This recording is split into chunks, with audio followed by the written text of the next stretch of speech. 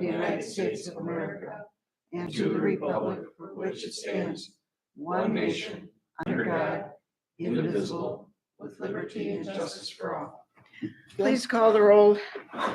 Bates, Here. Benjamin, Here. Holdman is excused, Kasdorf, Here. Meyer, Here. Sardina, Here. Turks. Here.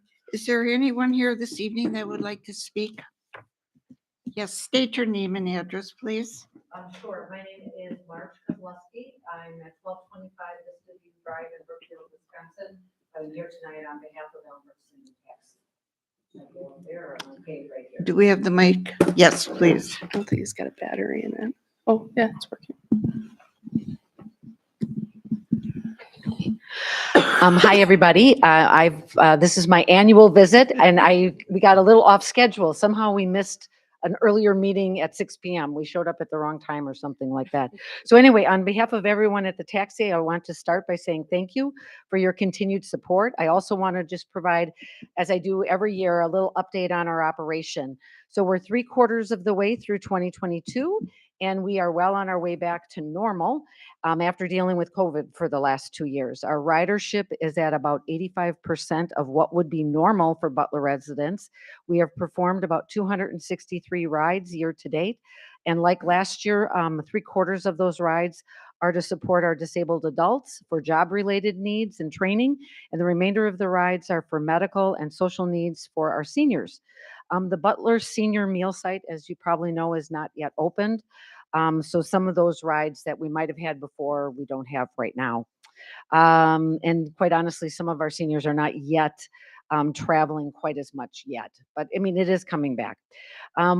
We continue to receive very positive feedback from our customers about our caring services and individual attention to from our schedulers and drivers.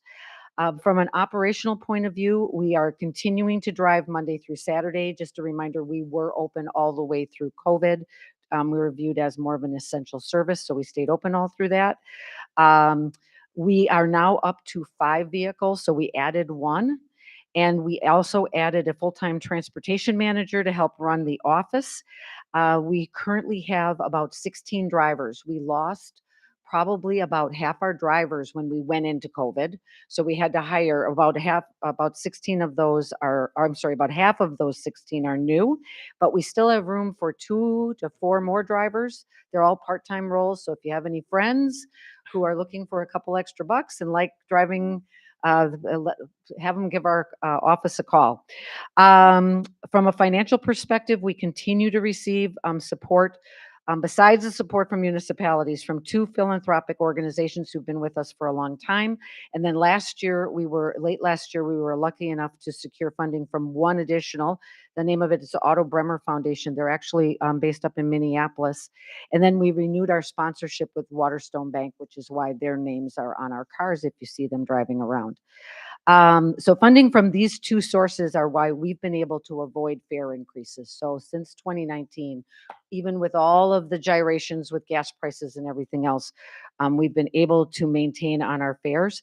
And as we look forward in 2023, we're going to need to replace 2 vehicles. We just found out that 1 other philanthropic organization stepped forward and is probably going to basically take care of most of 1 vehicle. Happy days. Because vehicles are costing us a lot more, like they are for everybody. Anyway, and so our hope with all this focus on fundraising that I've been up to lately, we're going to maintain on the fares going forward in 23. So that's our plan. But as you can imagine, we have 1 additional vehicle to get to. And so if there's any other nickels in the couch around here, feel free to pass them back our way. We'll put them to good use. So anyway, thank you so much again. And as always, if there's any ever questions, concerns or whatever, feel free to give me a buzz. Thanks. Thank you. Thank you. Thank you for your service. I just want to note that our 2023 proposed budget does include the full request of the Elmbrook Senior Taxi. Thank you. We appreciate it. Good. Thanks so much. Mhm. Okay, I will now turn it over to Caleb. Okay. Thank you all for being here and taking the time out as we review the 2023 proposed budget.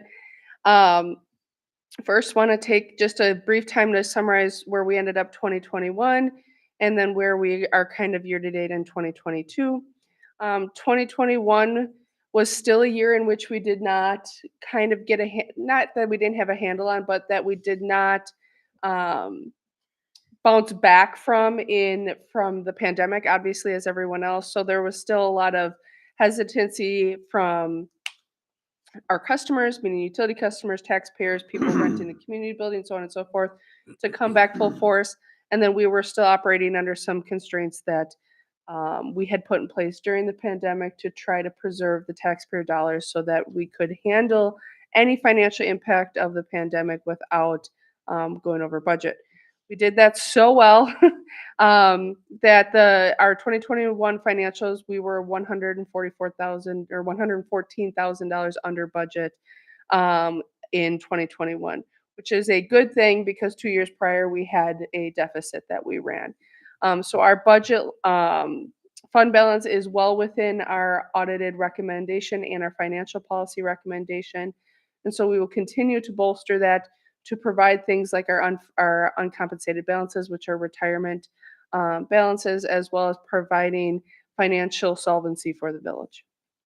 2022 year to date is proving to be a challenging year.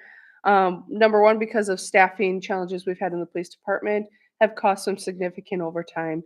I still think we are on track to be right at budget point throughout the end of the year, just with some of the savings that we'll receive with hiring new people on and transitioning health insurance plans and such like that. So both 2021 and 2022 are projected to be pretty status quo as far as we've seen them before. And as you'll see in 2023, that's when we start to see some rebound in things specifically like interest rates, sales of recyclable materials, things like that. So any questions before I get started? So I'm going to plan to go through this. Stop me when you have questions. We can rebound to questions at the end. Both Paul and Mark have submitted a series of questions to me that I'll just review to the board, but I answered to them individually as well. So I'm going to start on page 61. All the prior pages are history, how we got to where we are, the transmittal letter of how I explain the methodology of the 2023 budget, what challenges are currently being faced by administration in the creation of the 2023 budget. And there's just a couple things we'll note. Levy limits continue to stay in place. That means the village is unable to increase our property tax levy outside of net new construction, which let me just show you what net new construction ended up looking like, because this needs to be, I want to make this point to show you and the public what we're dealing with. So the only way the village can raise its property tax levy, meaning raise its budget, is by how much net new construction is in the village in any given year. Meaning how much new growth have we experienced? That amount was $530 in 2023. That is the amount that we could increase our property tax levy for the given growth over the past year. That doesn't even cost like cover the increase of copy paper. So when we're talking about property taxes, which is our single largest source of revenue, it is solely dependent on this formula in which we have zero growth. We are fully built. We know that. So property tax or levy limits hit us harder than most municipalities. And it is so low that, and having no ability to raise that, we have to have things like referendums, which we did in April, to increase our levy $140,000 to cover the addition of a new police officer. That model is unsustainable. We cannot continue to go to levy referendum year after year after year to beg for things that we know the community supports. The community overwhelmingly voted to support that position. I think the collective of us in the room, community, staff, board, have a great pulse on where the community lies for Talbot measures. But as you've seen, at least the board has from a lot of the legal municipality things, something's got to give on levy limits. But we're still operating under those constraints. The one way we have some flexibility in shuffling levy dollars, not even increasing, it's shuffling, is for an exemption on debt, principal, and interest. Because we have debt, we are allowed to increase the levy to pay for that debt. And that gives us a little bit of flexibility. So most years, that's the exemption we use to kind of improve and fully fund services. But this year, it really is solely relying on the levy referendum that was passed in April to hire that new police officer. So I'm going to start on page 61 with the 2023 summary of revenues and expenditures for the general fund. This is just the general fund. We will be levying $1.566 million. That was divided amongst the properties in the village on the assessed value. Our non-property tax revenue is $921,701. It's about a 4% increase. And there's a various number of reasons of that that we'll go through in the detailed revenues. So overall, our revenue budget is $4.88 million or $2.488 million for 2023. Specifically, this is just the general fund portion of it. Any questions on page 61? Summary of expenditures.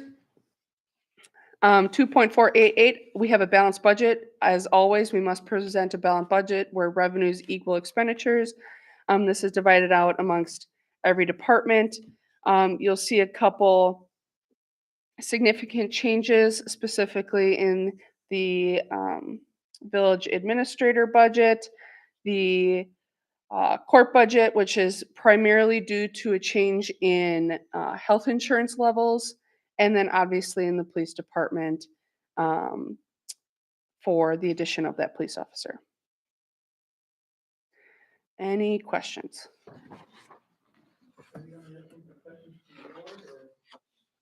Staff can ask, or library can ask questions as well. I was just wondering about village hall facility maintenance. Correct. Let's go through that when we get there, and I can tell you specifically what that is for. Detailed revenues, this breaks out those summaries that I showed you before on the line item basis. This is how we receive our money in every year. And like I said, the big portion, 1.566 million, is for property taxes. No significant variances. The only thing I'll point out is this personal property reimbursement here.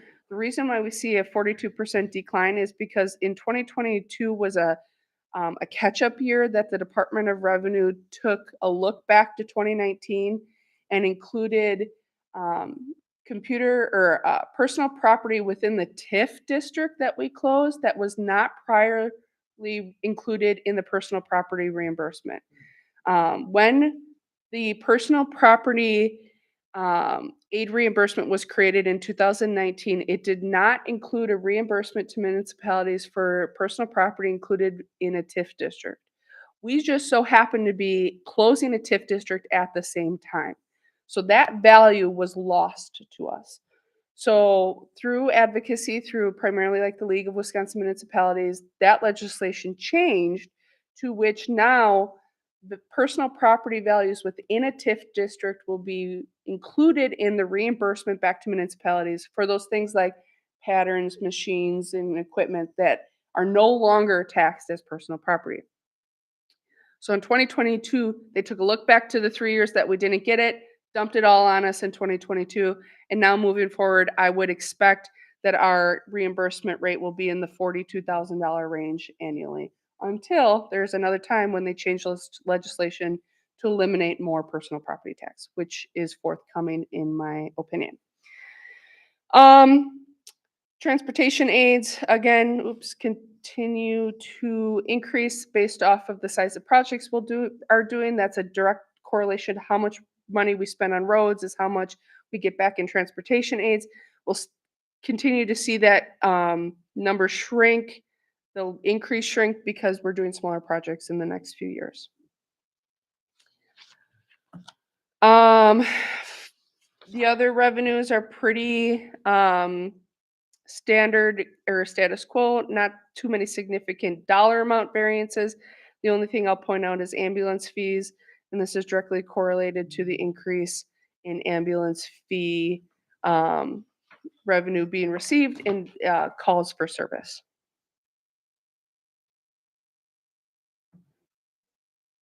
And then this is the end of our general fund revenues. The only thing is I made a slight adjustment, about a $10,000 increase in miscellaneous revenues, and that's really date back to the historical data that we're seeing from 19 to 21. And in my spreadsheet, this is a picture of my budgeting spreadsheet. I see all the way back to 2014. So really taking a look at historical data to get a handle on what we receive in miscellaneous revenues. And this is everything from collection fees when we send delinquent accounts to collection to just random donations, stuff like that. So that's where we get our total revenue budget of $2.488 million. Any questions? Page 60. Where did I? Oh. Page 67 starts our expenditures section. This is broken out specifically by department in the same schedule you've seen it every single year for the last 8 years, starting with the village board. So the cover page will always have what the department is, what their services this department provides, and the goals and budget impacts. So this is the village board budget. There are no changes to the village board budget in 2023. Any questions? Following page is just a breakout of some of the more specific line items. Village administrator budget, about a 10% increase, which is about $6,000 overall, due to health insurance premium increases, a little bit in training and travel increase, and then a wage increase that has been priorly discussed by the board. Any questions?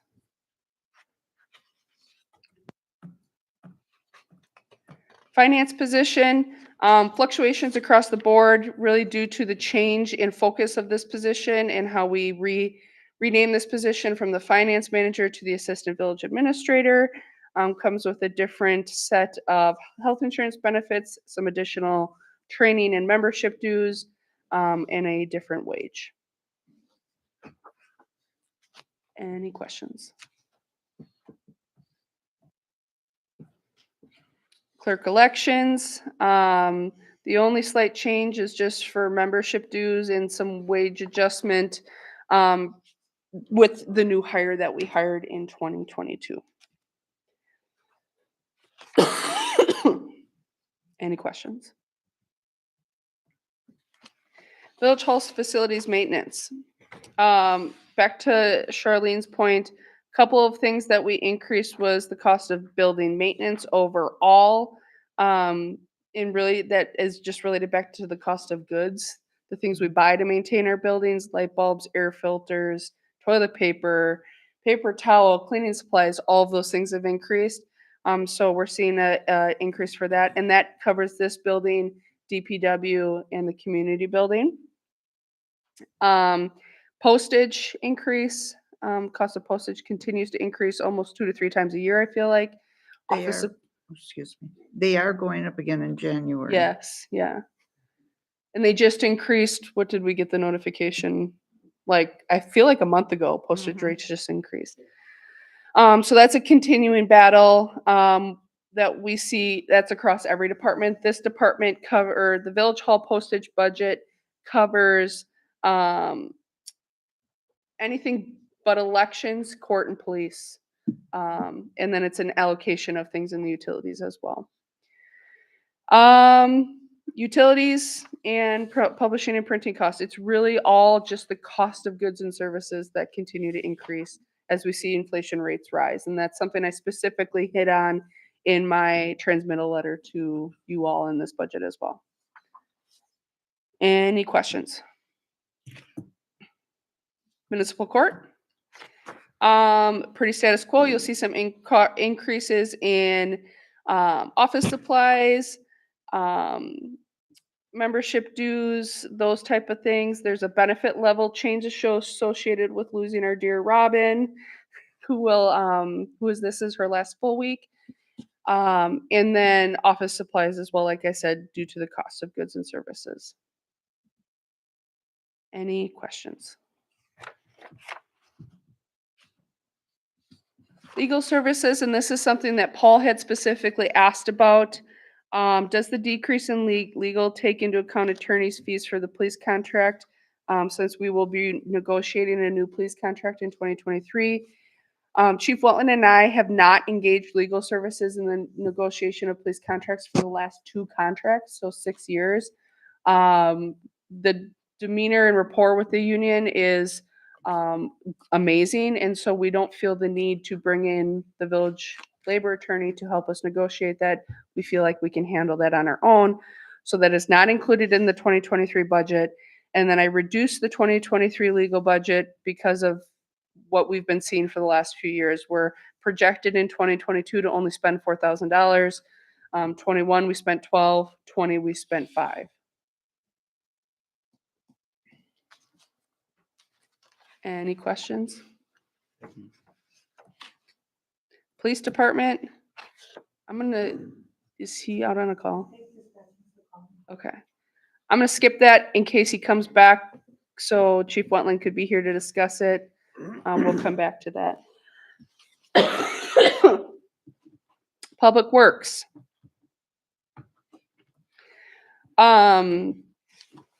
Just really wage changes that the board has discussed and insurance premiums that everyone's aware that we're increasing in 2023 on page 102.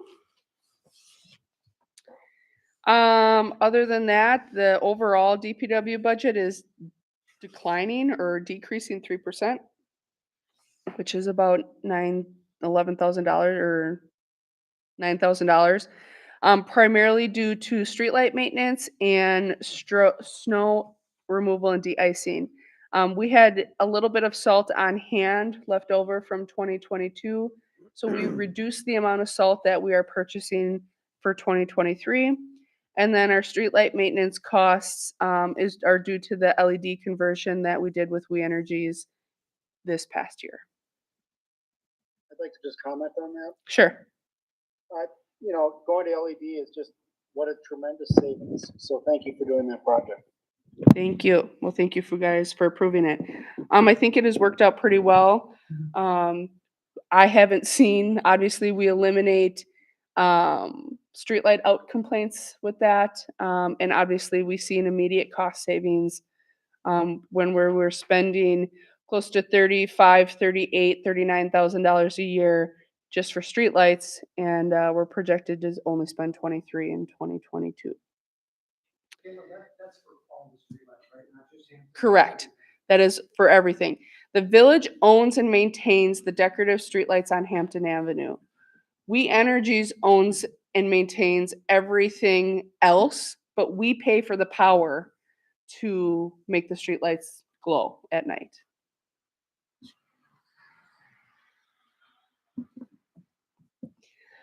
Contingency insurance technology and contracted services. This is kind of our catch-all department. This includes money for contingencies, all the general fund allocations for our liability, auto, properties insurance, and then all of our contracted services. There's about a 3.6% bump in insurance. That's an estimate. I have not received renewal rates yet. This usually historically has been on the high side of what I estimate. So it'll fall somewhere in between. I include about a 3.1% increase to the Butler Fire and Rescue Services, about $10,000. Building inspection costs are continuing to increase. Those are offset by the revenues we get for building permits. So it's kind of a budget neutral endeavor. And then our refuse and recycling contract is increasing about $4,000. This is expenditures. Is there any questions on general fund expenditures? Can you tell me again what the Waukesha Center for Growth is? That's that economic development agency that the village is a part of, countywide. Thank you. We will come back to police if he's here relatively soon, but not. I'll review it without him. But overall, a relatively constant general fund budget. We're not seeing dramatic changes. There are no service level changes outside of the addition of a police officer. There are no cuts to service, and there's no cut to employees. Nothing. This is status quo as we've been the next few years. With that on the table, I've had conversations with President Tarks, and we've had conversations with department heads internally. If something does not change with levy limits, we have to have some serious conversations in the next few years about the level of services we provide and what is that going to look like in the future. Because our current level of services are unsustainable. It has been in my budget transmittal letter for probably 5 years now. I've been preaching this. Should not be a surprise that we know the way we provide services, given the current constraints under Wisconsin levy limits, is not sustainable. You will see in the previous portions, the tax rate that is proposed for the 2023 budget is the highest it has ever been in the village's history. Still minimal impact, I believe, based off of what we communicated to people from what was going to increase because of the levy referendum. And then Hamilton School District is decreasing their levy. But we need to take a look in the future and see, what does this look like? How can we provide services, period? But how can we tailor our services to meet the needs and demands of our community while also not out taxing people that live here? That is a huge concern of mine. That is a huge focus of mine, is to not price people out of our community. And we're getting to the point that I'm starting to get a little uncomfortable with it. We're in a unique position in 2023 because the voters did approve a levy referendum, so they know this is coming. They supported this. But what happens in 5 years when we need another, and then need another, and we need this, and we need an ambulance, and we need a fire truck, and we need a plow truck? All these needs converge, and our ability to increase money does not meet that. So I just want to put that out there for everybody, that this is something that we need to take a serious look at in the next few years, of changing the way, the how, the when we provide services. Okay, I'm going to go back to the police department now. Chief Wentland is joining us.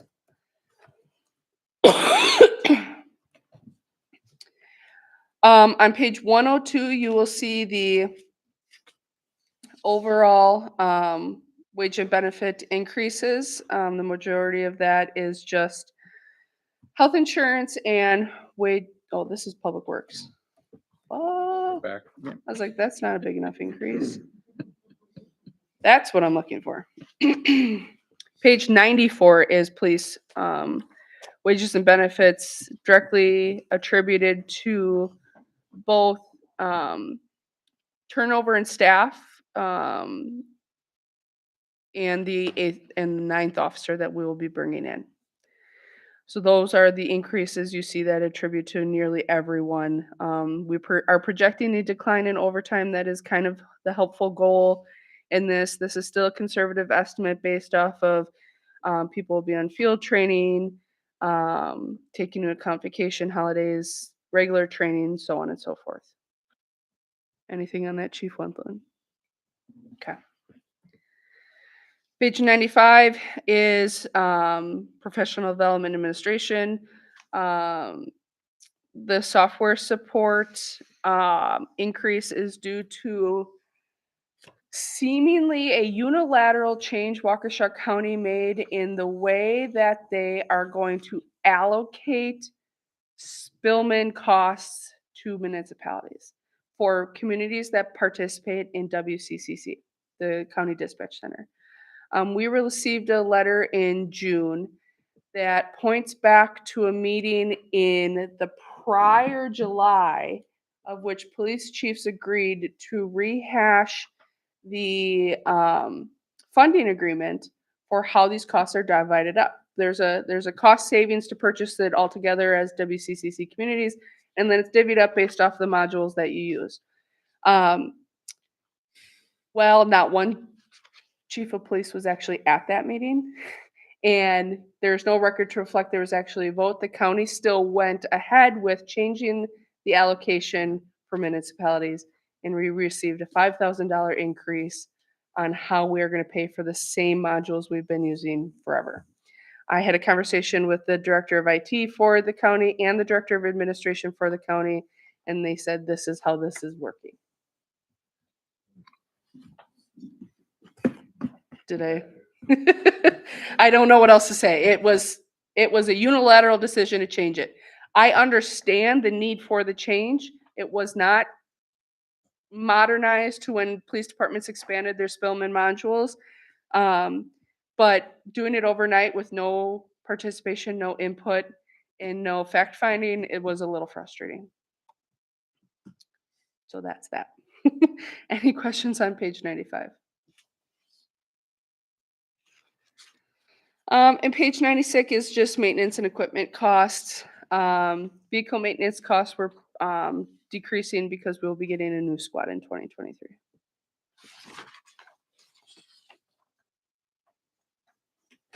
Any Squad questions? are we getting rid of? Which squad are we getting rid of?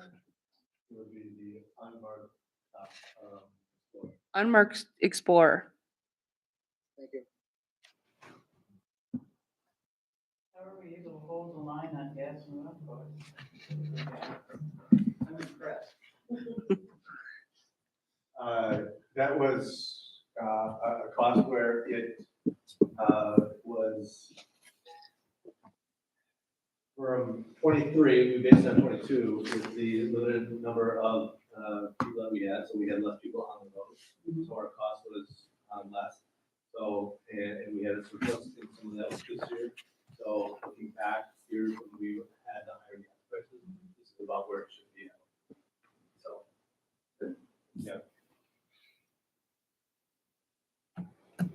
Okay. Any questions on the general fund as a whole? Okay. Park and Rec Special Revenue Fund, even though we've changed the name of the Park and Rec Committee to the Community Events Committee, I'm going to keep this as the Park and Rec Special Revenue Fund, just because that's what it's named. I don't want to change our financial statements and all of that fun stuff. $23,500 in revenues and expenditures, primarily taxpayer dollars. The parks fee line is revenue that Trustee Meyer provided me estimates for revenue received for the Christmas breakfast, the Easter Bunny breakfast, and bingos. And then the related expenses for park maintenance, community center programs, and celebrations. The celebrations are the fireworks primarily, and then some allocations for the 4th of July parade and so on and so forth. Any questions on the park and recreation budget? Okay. Library Special Revenue Fund. The summary of revenues this is the summary of revenues. 0% change in the general property taxes that are being allocated to the library. That will remain constant at $96,347. There is a bump in revenues associated with reimbursement from the countywide library service to account for ebooks in the reimbursement formula that we would receive for the interlibrary loan program. Any questions on page 111? Page 112 is the summary of both revenues and expenditures. And we will go through detailed expenditures. Detailed expenditures, increases in wages, also staffing turnover, and specifically point out the increase in retirement contribution is due to one additional employee exceeding the 1,200 hour limit per year. And so now that employee qualifies for WRS retirement contributions. Training and travel is increasing, obviously with the new director, getting that director trained to get all her certifications and provide training opportunities for her and the staff. And increases in cost and goods and services like we'll see for utilities and telephone and internet.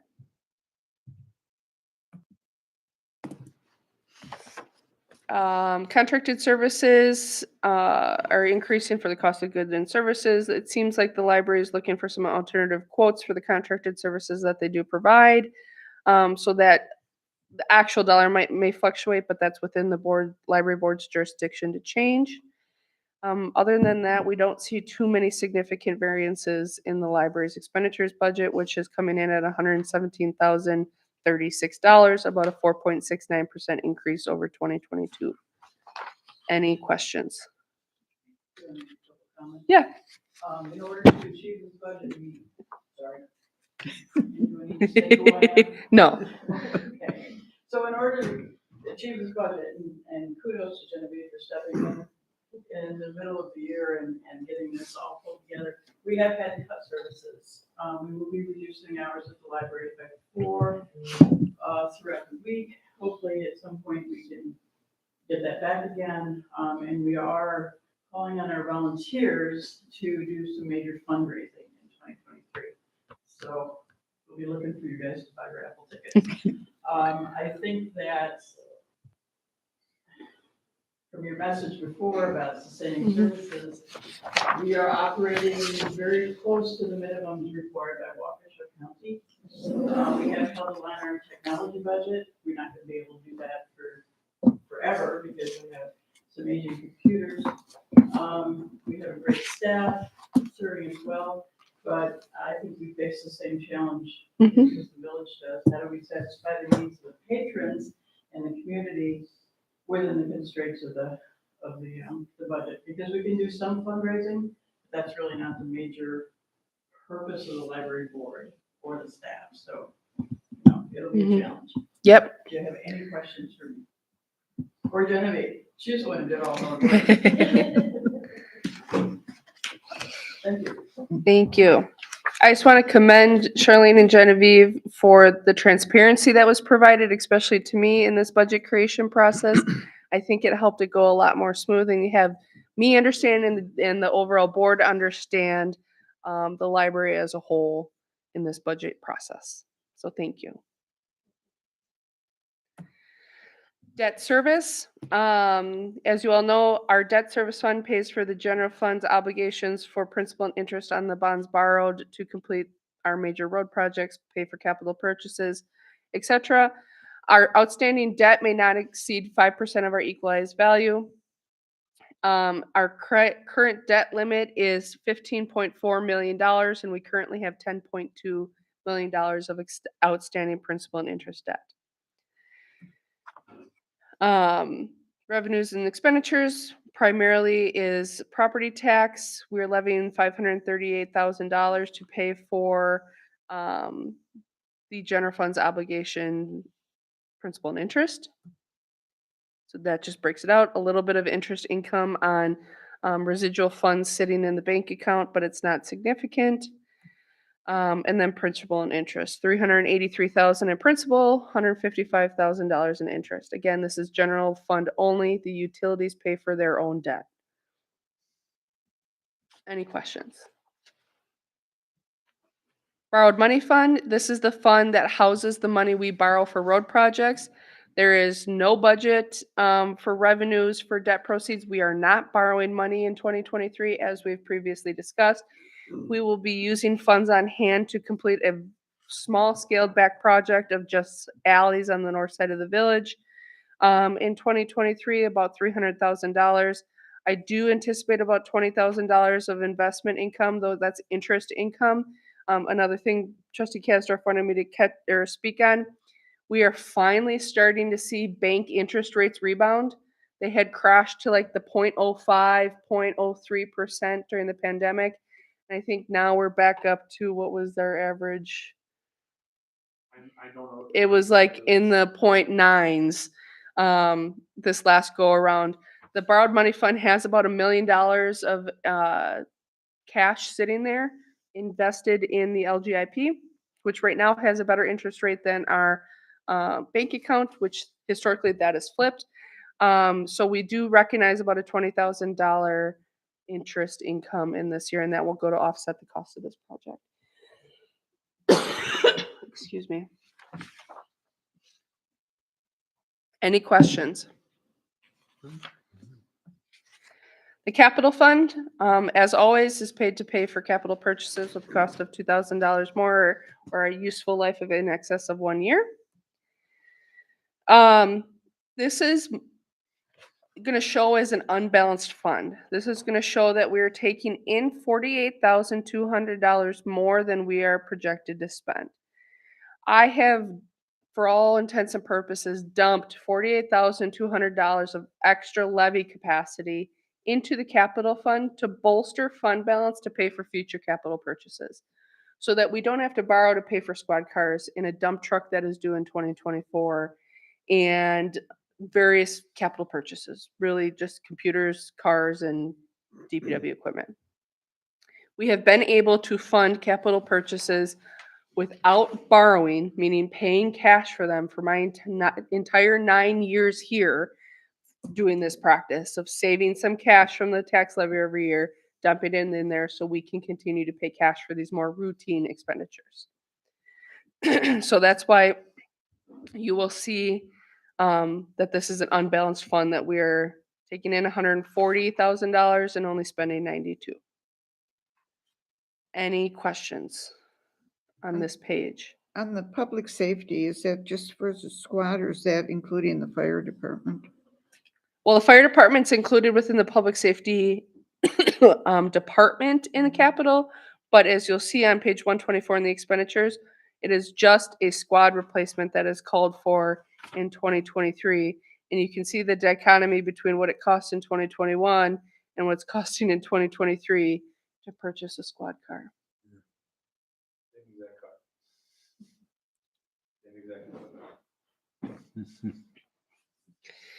Outside of that, there are some technology upgrades in the Village Hall department.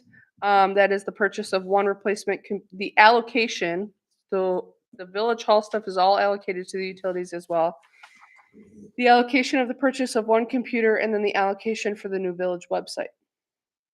And the Village Hall facility upgrades is an allocation to purchase new office furniture, specifically in my office. Any questions? Emerald Ash Borer, we are bumping this up for two reasons. One, we've applied for a EAB grant from the state of Wisconsin that we're still waiting to hear back from. But two, we're going to start tackling some of the larger trees as we've previously discussed on Hampton Avenue.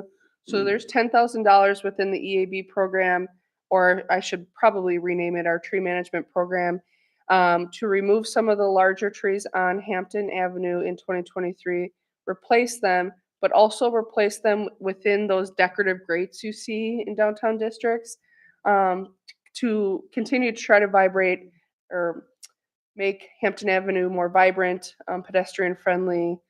A lot of those trees have heaved the sidewalks, and so we'll be taking all that out, putting in new concrete slabs, so on and so forth. Any questions? I also want to point out that in 2023, we are ceasing treatment of ash trees. We will no longer be treating ash trees. We will be prolonging or living out their useful life and then taking them down as they start to die and then replacing them. What's it projected for this year? How many are going to be replaced? Projected? 2023, how many trees are you replacing? Well, now this year we replaced 29. We had $7,000 to work with. I mean, if we get that grant, hopefully we'll be up to 14,000 next year. I mean, I could potentially put in close to 50 trees. Right. So, which would be nice, because I'd like to take down what's left on Cameron, the remaining ash on there. There's still quite a few trees on Cortland. I got a few on Village yet, and there's a few on the park and stuff like that, but it's mainly gonna be Hampton Avenue and Cameron Right. this coming year. Right. I know we've talked about it before on the Capitol. You and I have talked about it. Has the fire department projected out a 5-year capital plan? No. Okay. which takes me to my next page, is the 5-year capital plan. Okay. I asked departments to give me projections of years, what the purchase is and how much that purchase costs for 5 years looking forward. So we know coming down the road what is expected from each department. I have asked the fire department for this, especially after the ambulance confusion purchase last 2 years ago, but I have not received anything. So this is for all other departments, what we know is coming down the road. Like I said, in 2024, we're due for a dump truck that's at right now $170,000. Who knows what it'll be by the time we order it. Jim and I recently had a conversation that we're probably going to come back to the board in November to ask for authorization to purchase that truck now. Because what was the lead time that they gave you? It's gonna be about 2 years, I'm sure. If not more right Yeah. at this point. So trying to get ahead of those things, that once we get through this budget and there's consensus on it, to go ahead and authorize that purchase. But obviously we have routine computer replacements in both police and administration, squad cars, handguns, stuff like that. So this is as a picture, a general picture right now of what we see coming in the next 5 years. Okay, good. You got a question for you. Were you talking or still in talks with Brookfield, Elm Grove and the rest about the fire and Yes. police? And Yes, police or just the fire? just fire. Just fire. All right, And I had a long conversation with Chief Zulik about that probably 2 or 3 weeks ago. good. Just making sure we're both all on the same page. And moving forward, I had a conversation with the village manager in Elm Grove about it. They're still working on some internal issues, but we're hoping to get all of the players at the table soon. All right. Now, is that one reason that they haven't given us a 5-year projected on the fire department here? No. Is there, all right, Whether they just don't have capital purchases in the next 5 years, I don't know. Nothing's been given yeah. to me. there's a couple of fire engines that are due date. Yeah, well, fire engine's like $1.5 million. I know. And it's like, where they, that's why I'm asking about this Yeah, collaboration that's yeah. potential. Those are conversations Chief Zulik and I have started to have. Okay. Any questions on page 126? This is just a narrative of the capital requests we've just reviewed. Water utility fund. As we're all aware, water utility rates were new water utility rates were approved and took effect at the end of August 2022. So this budget is containing revenues for all new water rates. This is showing a excess of revenues in $83,000, but as you can see, we have lost money in the water utility every year since 2009, and if I expand my spreadsheet out, it's every year since 2014. This is for a number of reasons. One, when we first started doing road projects, the water utility did not have any debt, and so we added debt. And then water rates never kept up with that. We can only apply for water rates increase every so often. And then Milwaukee Water, who we purchase bulk water from, increases water rates very regularly. But you'll see pretty significant increases in water sales revenue, though the average impact on the average homeowner is not as dramatic as this. Any questions? Expenses. These are broken up by wages and benefits, administration in general. These are allocations for each of these positions. This is not a full anything. So this, like we look at administrative and general salaries, this is allocations for myself, Ben, and Pam. DPW labor is allocations for all of DPW. As you know, in the appendices, it lays out the full picture of wages and benefits, but this is the water utilities allocations for wages and benefits and administrative and general expenses. No shocking or outlandish changes, though they look like large percentages if you look at the dollar breakdown, they're not significant. It's $800 there, it's $200 here, so on and so forth.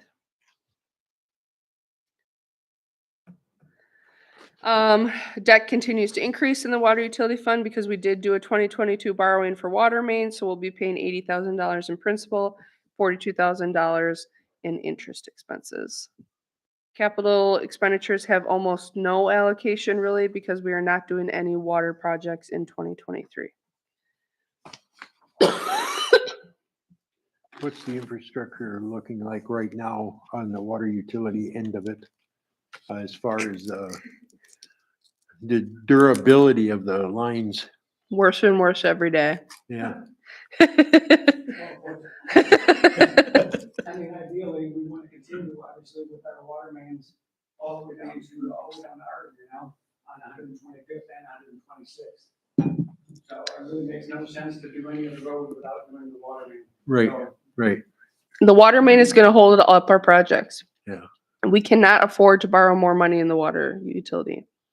That is holding everything up. Okay. So that's kind of why we're going to alleys next year. We'll see what it looks like after next year.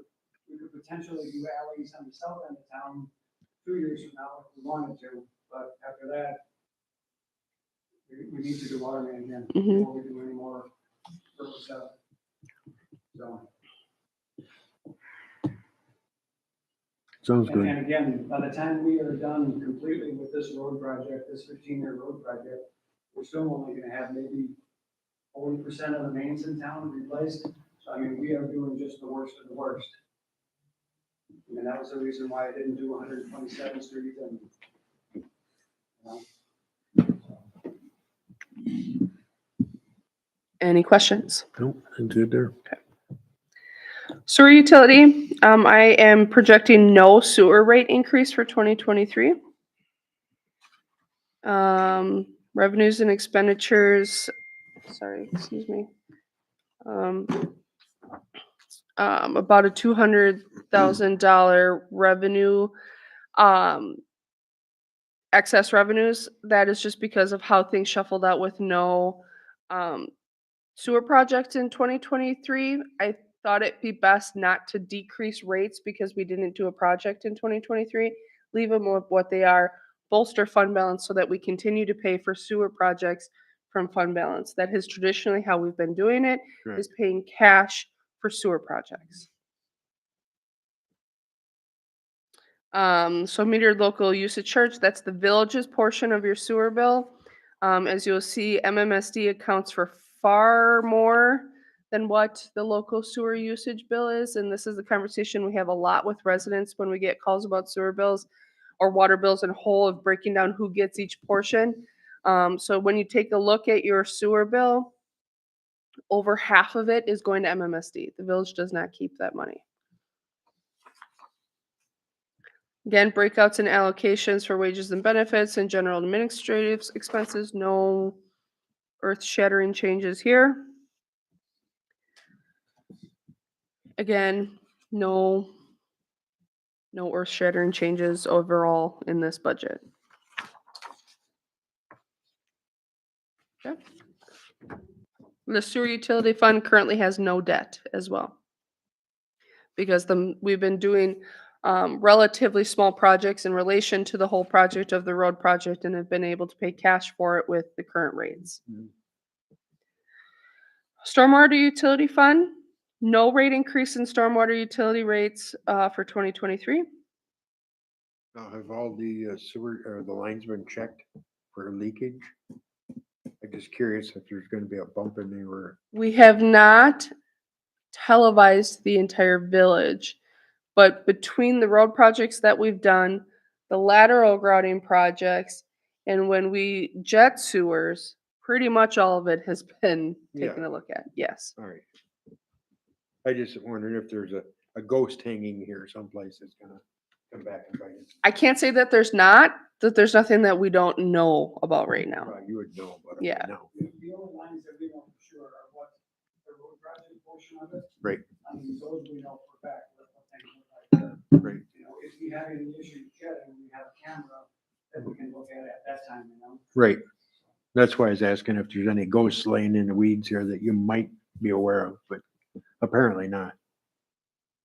No. All right. Stormwater utility revenues and expenditures. This is a relatively small fund. This is a per ERU basis rate, which is an equivalent runoff unit of the impervious surface on each property that is paid to the village to manage stormwater runoff. No rate increase. Stormwater user rates account for all of it. This is a quarterly charge on the utility bill. Allocations of wages and benefits, administrative and general expenses.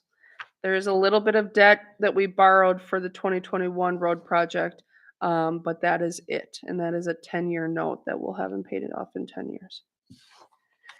Any questions on stormwater utility? That's it. The rest is appendices, debt repayment schedules, wage benefit schedules, some financial policies, a fee schedule, which I think Trustee Kasdorf wants to talk about, and then a glossary of terms.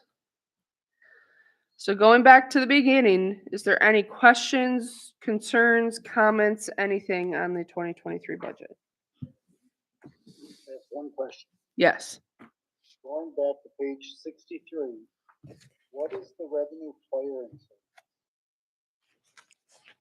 We get a reimbursement from the state of Wisconsin for basically participating in a fire insurance program so that homes are insured in the village for fire protection. So we get a reimbursement for that.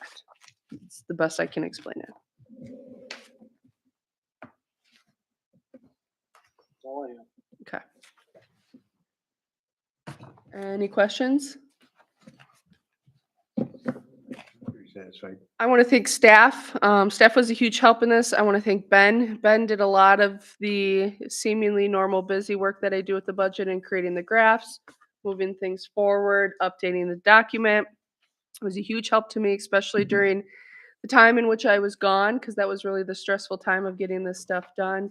So he really stepped up and did that.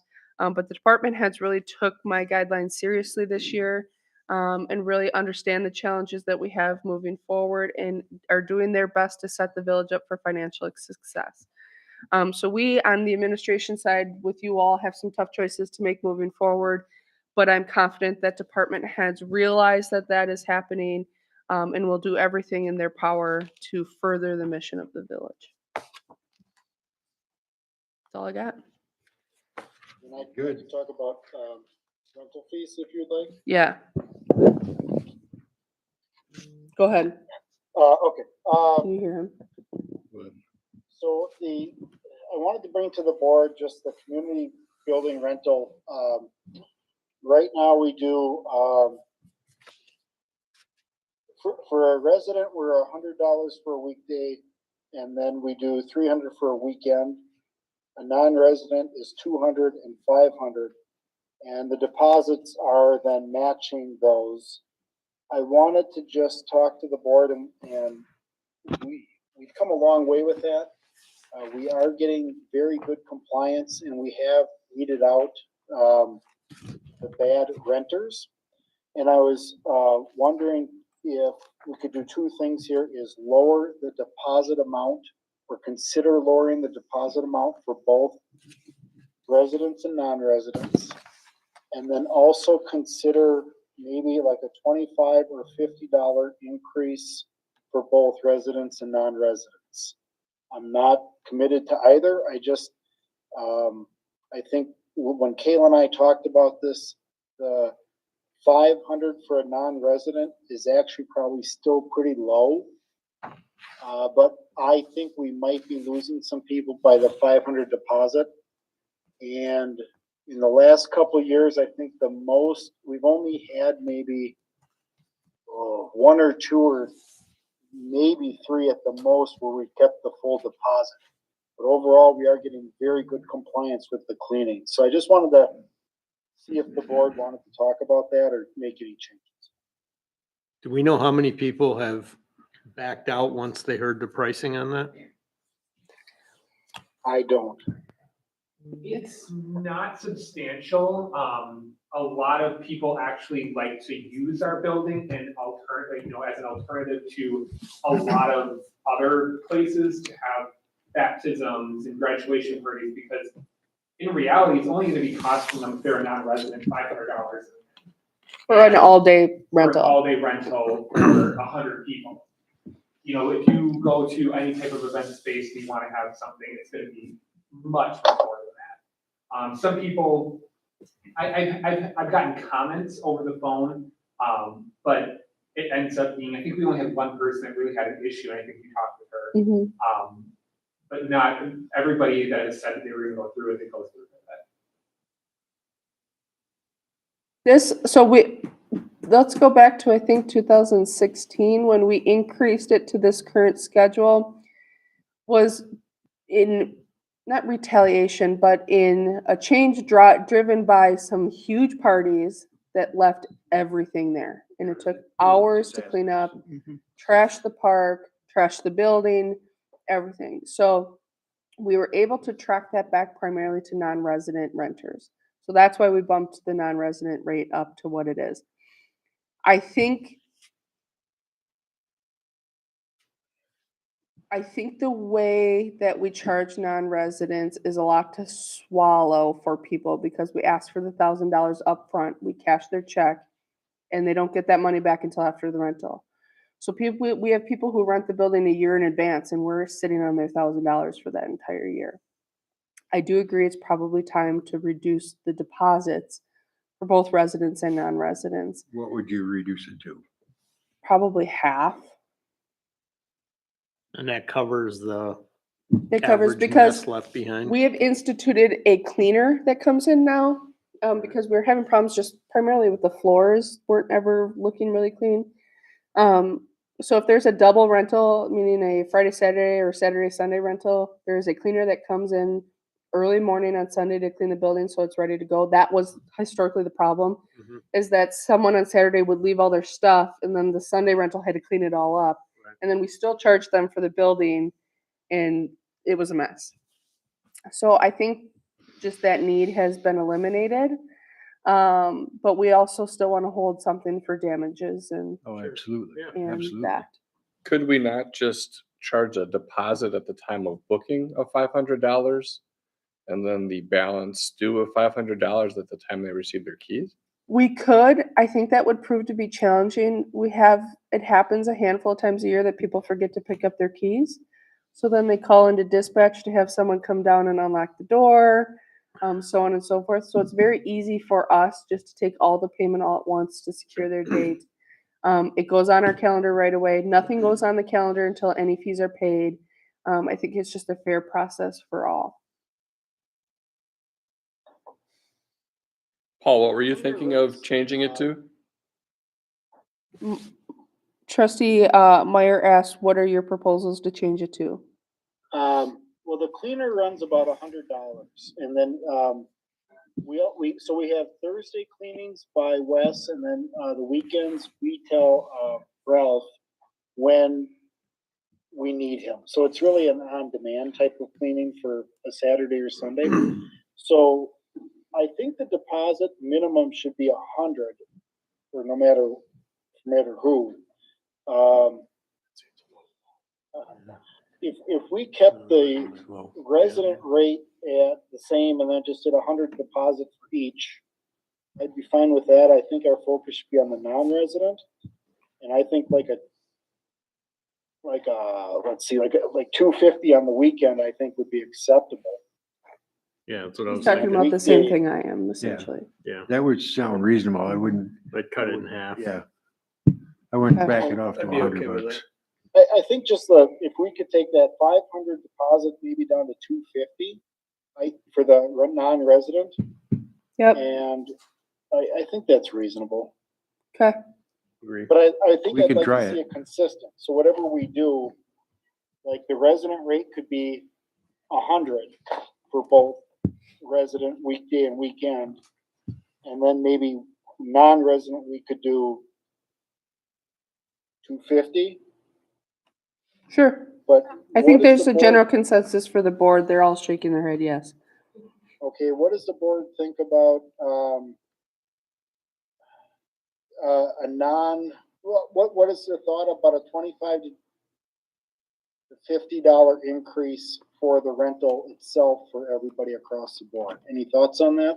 How much? Say that again? It'd be 25 to $30 per rental, 50. increase. 25 to 50 increase, yes, Yeah, 250. to cover the cost of the cleaning guy essentially. I'm So for basically, there's that. a 10% increase or? Yeah. Okay. I think there's a general consensus of yes. Well, then I'm open to, whatever we want to decide. I think then the resident rate should be, I think for weekday, would 125 be acceptable and 325 for weekend with a $100 deposit per resident. And the non-resident increase by, let's do 25 to keep it consistent. Then why don't we match the deposit at 225 for each? Couldn't hear that last It's part. getting hard to hear. Yeah, Paul, you and I will talk offline. This won't be approved tonight. It gets approved when we adopt the budget. Then we'll bring it back to the board for final consideration when we adopt the budget. Sounds like we're close though. Yeah. Good, thank you. Any other questions on the 2023 budget? Did Mark and Paul have anything that we should be aware of? That we haven't already talked about? How about timing, eh? We've covered everything. My questions have been answered. Yes, Paul's were answered.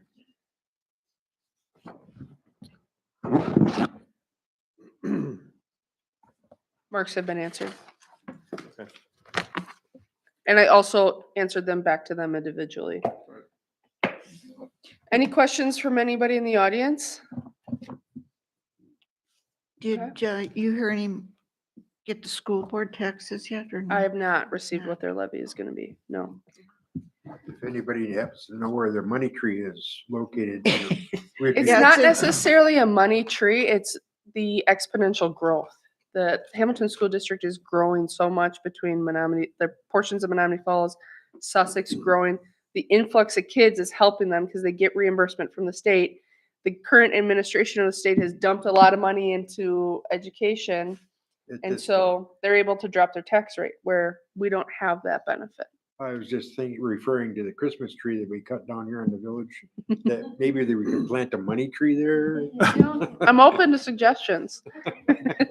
So approximately, what's gonna be the taxpayers' increase? So, Is it the 107 or? yes.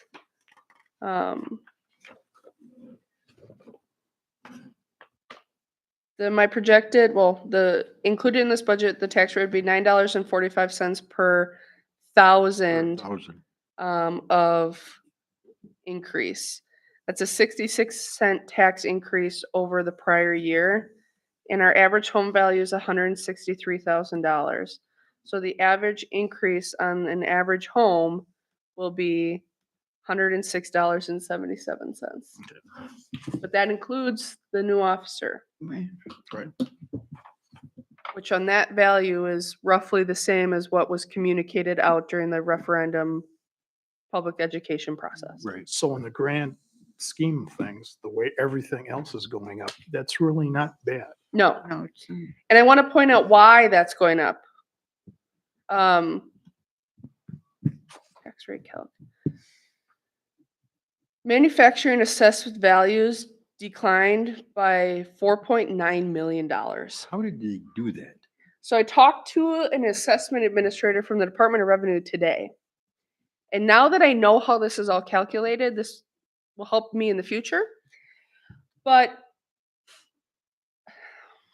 how do I say It this? just doesn't make any sense. Our equalized value as a village had a significant increase. Right. The full value of manufacturing assessments stayed relatively the same. So how they calculate equated value, which is, that's how we calculate I can hear where taxes off of, I can hear how this is is they going. take the percentage difference between equated and assessed, full value assessed, and then apply that, and that's the equated value. Well, since manufacturing assessments stay the same and equalized values increased so much, $35 million, that gap got bigger. That means that equated values drop. Completely counterintuitive, doesn't make any sense, but when you look at the numbers, it does. Wow. Yeah. Who came up with that? The Wisconsin Department of Revenue. Thank you very much. So I Wow. did talk to him today, but this will help me then in future years, now knowing the exact equation which is used, because I'm waiting on these numbers every single year, that I can self-calculate this moving forward and have a better understanding before the budget gets to you. Sure. Because this is quite Yeah. a slap in the face. Because this is equalized values for dating back to 2014. So we had the dollar amount change between 21 and 22 is $35.6 million. I was super excited because in my mind, that it leads me to believe assessed values are going to increase. With the majority of the assessments being manufacturing properties, that's why I was waiting on that. Right. And Ben can attest, I about fell out of my chair and had a heart attack when I got the manufacturing assessments. And then, Kayla, I just was doing some Googling. Menominee Falls, school districts taxes are gonna go down by 5% from last year. However, the counties are slated to go up 2.73%. What about Sussex Hamilton? Sussex Hamilton was going down, I forgot what, I think it was like 7%. So. Well, we can thank the Sussex Hamilton School District for masking our tax increase. But Good. This time. yeah, Thank you, Kayla. Thank you Thank to you, the nice work. department heads. Good work. Keep it up. Pinch some pennies. Do I hear a motion to adjourn? I'll make a motion to adjourn. I'll second it. Motion has been made and second to adjourn. All in favor? Aye. Meeting's closed. thank you, everybody. Thank you. Did Bill make the second? Or Yes, Bill did. Okay. Thank you, everybody. Thank Thanks. you. Yep, you too. Meeting tomorrow. What are you doing tomorrow? We'll come hang out. Well, Robin, that's your last one, huh? 5:30. What? Did you end the live stream? Community events thing. That's what we call it.